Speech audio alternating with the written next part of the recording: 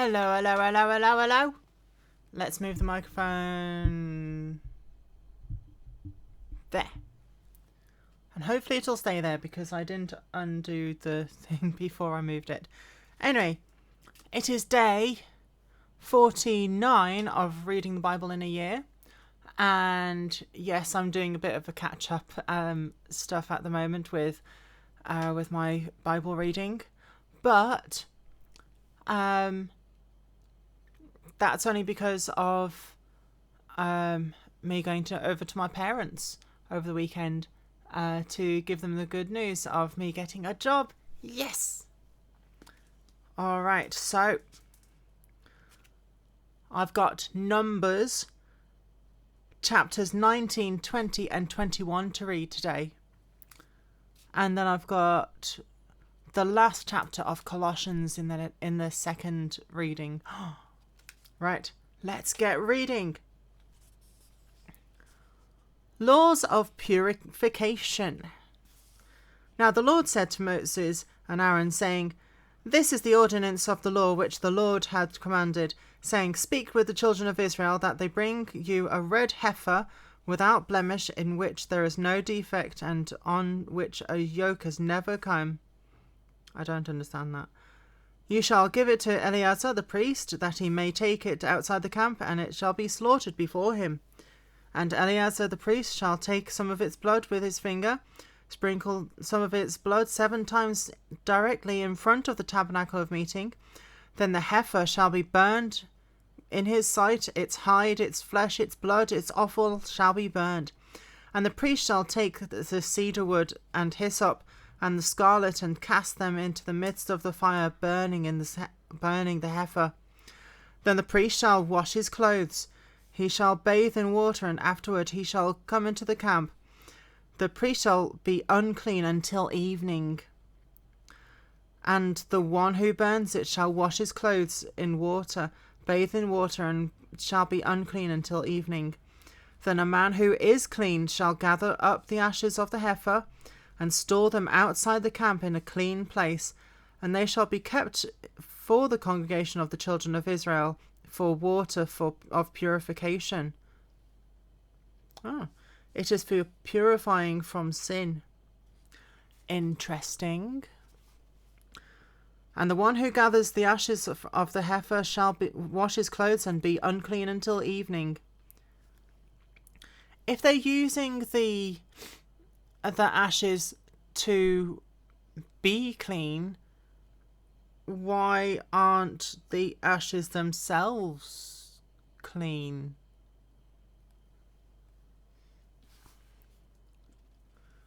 It shall be a statute forever to the children of Israel, and to a stranger who dwells among them. He who touches the dead body of anyone shall be unclean 7 days. He shall purify himself with the water on the 3rd day, and on the 7th day then he shall be clean. If he does not purify himself on the 3rd day and on the 7th day, he shall not be clean. Oh, so they wash themselves with the ashy water twice while they're unclean.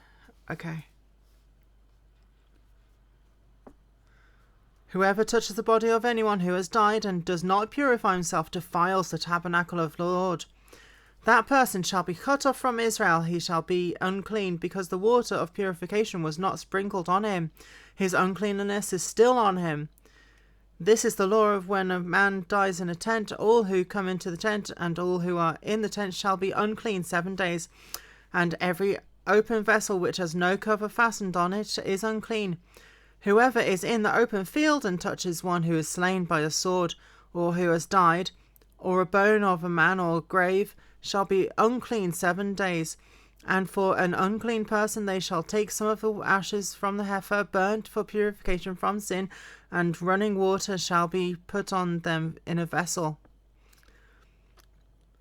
A clean person shall take the hyssop and dip it in the water, sprinkle it on the tent and on all the vessels, on the persons who were there, or on the one who touched the bone, slain or dead or grave. The clean person shall sprinkle the unclean on the 3rd day and on the 7th day, And on the 7th day he shall purify himself, wash his clothes, and bathe in water, and at evening he shall be clean. But the person who is unclean and does not purify himself, that person shall be cut off from among the assembly, because he has defiled the sanctuary of the Lord. The water of purification has not been sprinkled on them. They are unclean. It shall be a perpetual statute for them, who sprinkles the water of purification and washes the clothes, and he who touches the water of purification shall be unclean until evening. Whatever the unclean person touches shall be unclean, and the person who touches it shall be unclean until evening.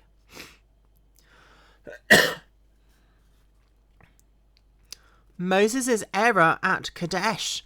Oh no. Then the children of Israel, the whole congregation, came into the wilderness of Zin in the 1st month and the people stayed in Kadesh, and Miriam died there and was buried there. Oh no. Now there was no water for the congregation, so they gathered together against Moses and Aaron. And the people contended with Moses and spoke, saying, If only we had died when our brethren died before the Lord. Why have you brought up the assembly of the Lord into this wilderness, that we and our animals should die here? And why have you made us come out of Egypt to bring us to this evil place? It is not a place of grain or figs, or vines or pomegranates, nor there is any water to drink. So Moses and Aaron went from the presence of the assembly to the door of the tabernacle of meeting, and they fell on their faces, and the glory of the Lord appeared to them. Then the Lord spoke to Moses, saying, Take the rod, and you and your brother Aaron gather the congregation together. Speak to the rock before their eyes, and it will yield its water. Thus you shall bring water for them out of the rock, and give drink to the congregation and to their animals. So Moses took the rod from before the Lord, as he commanded him. And Moses and Aaron gathered the assembly together before the rock, and he said to them, Hear now, you rebels, we must bring water for you out of this rock. Must we bring water for you out of this rock?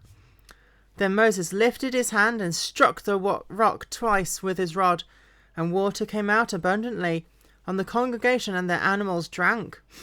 Then the Lord spoke to Moses and Aaron, Because you did not believe me to hallow me in the eyes of the children of Israel, therefore you shall not bring this assembly into the land which I have given them. This was the water of Meribah, because the children of Israel contended with the Lord, and he was hallowed among them. Passage through Edom refused. Oh no. Now Moses sent messengers from Kadesh to the king of Edom. Thus says your brother Israel, You know all the hardship that has befallen us, how our fathers went down to Egypt and dwelt in Egypt a long time. Then the Egyptians afflicted us and our fathers, and we cried out to the Lord. He heard our voice and sent the angel, and brought us up out of Egypt. Now we are here in Kadesh, a city on the edge of your border. Please let us pass through your country. We will not pass through fields or vineyards, nor will we drink water from the wells. We will go along the king's highway, and we will not turn aside to the right hand or the left until we have passed through your territory. Then Edom said to him, You shall not pass through my land, lest I come out against you with the sword. So the children of Israel said to him, We will go by the highway, and if I or my livestock drink any of your water, then I will pay for it. Let me only pass through on foot, nothing more. Then he said, You shall not pass through. So Edom came out against them with many men and with a strong hand. Thus Edom refused to give Israel passage through his territory. So Israel turned away from him. Oh no.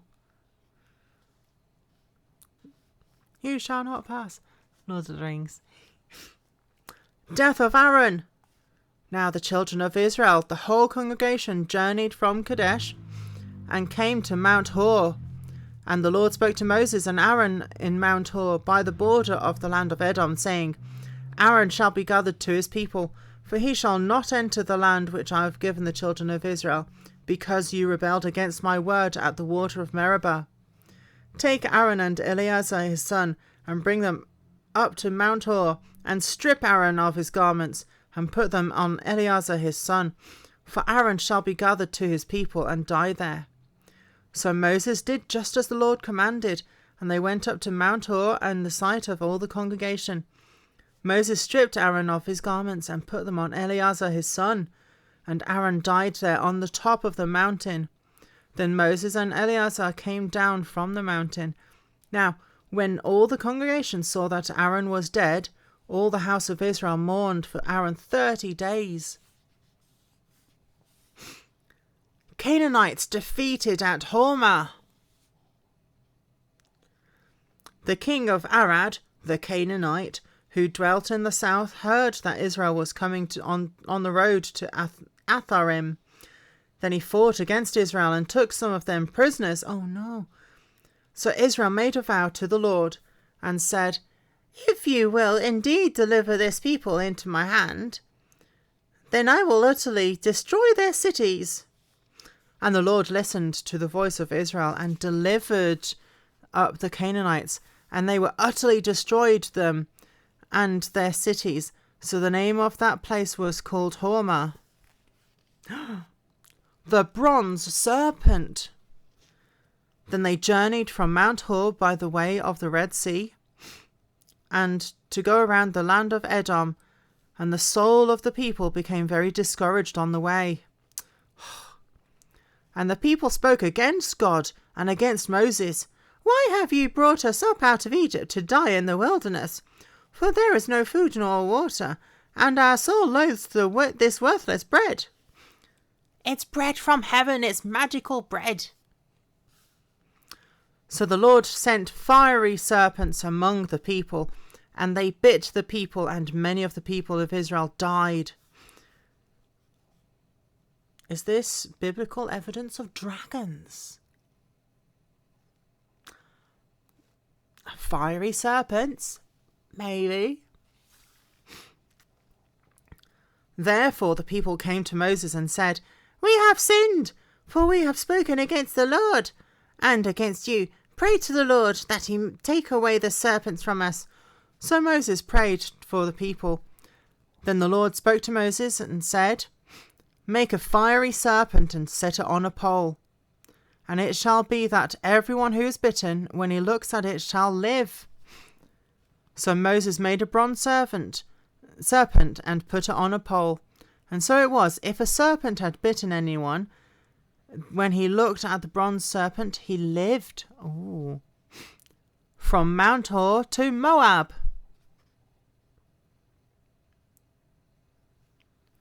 Moab. I remember that name from somewhere. Isn't that where? Oh, that's Midian. I was thinking of. Now the children of Israel moved on and camped in Oboth, and they journeyed from Oboth and camped at Abarim in the wilderness which is east of Moab toward the sunrise. From there they moved and camped in the valley of Zered.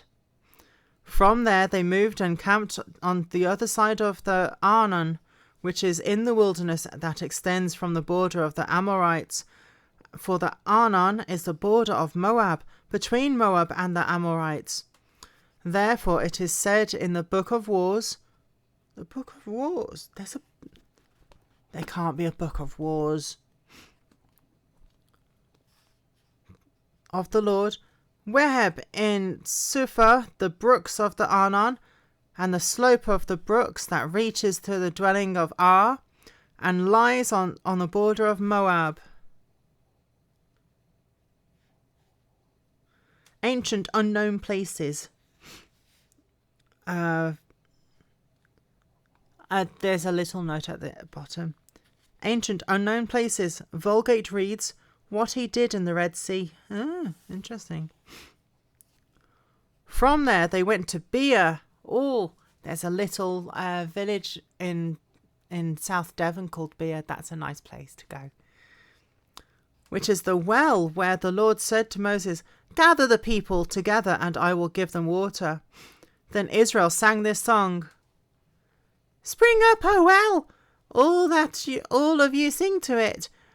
The well leaders sank, dug by the nation's nobles, by the lawgiver and their staves. And from the wilderness they went to Mattanah, from Mattanah to Nahaliel, from Nahaliel to Bamoth, and from Bamoth in the valley that is in the country of Moab, to the top of Pisgah, which looks down on the wasteland. Oh no. The King Sihon defeated. Then Israel sent messengers to Sihon, king of the Amorites, saying, Let me pass through your land. We will not turn aside into fields nor vineyards. We will not drink water from the wells. We will go by the king's highway until we have passed through your territory. But Sihon would not allow Israel to pass through his territory. So Sihon gathered all his people together and went out against Israel in the wilderness, and he came to Jahaz and fought against Israel. Then Israel defeated him with the edge of the sword. Ooh. How do they have swords?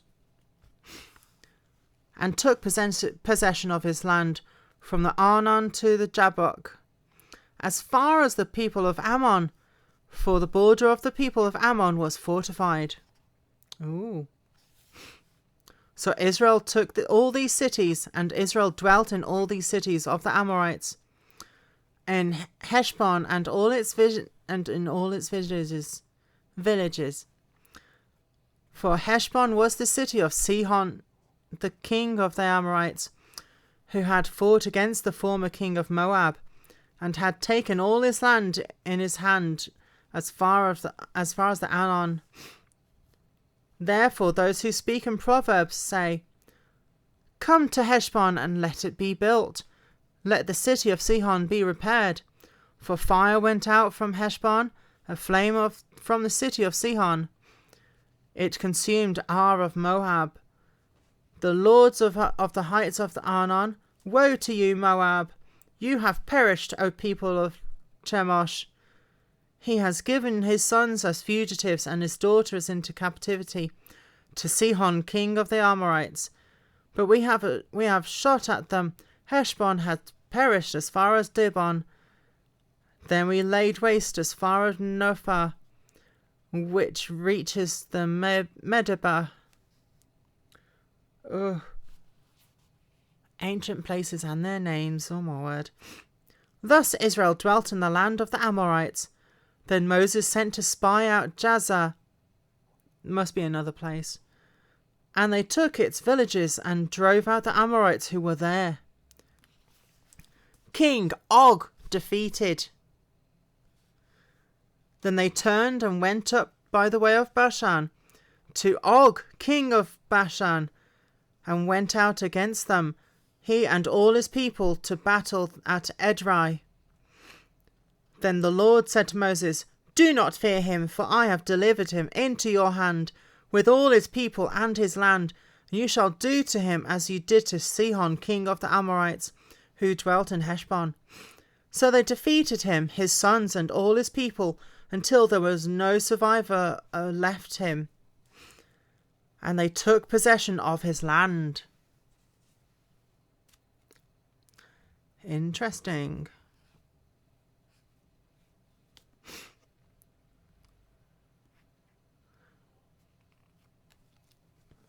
Ooh. Sounds like it's quite an interesting thing.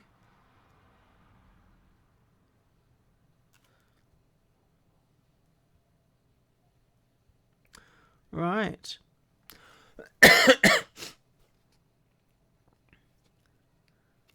And tomorrow's reading is about someone called Balaam. Literally all about Balaam. Interesting. Right, I'll see you in the next reading.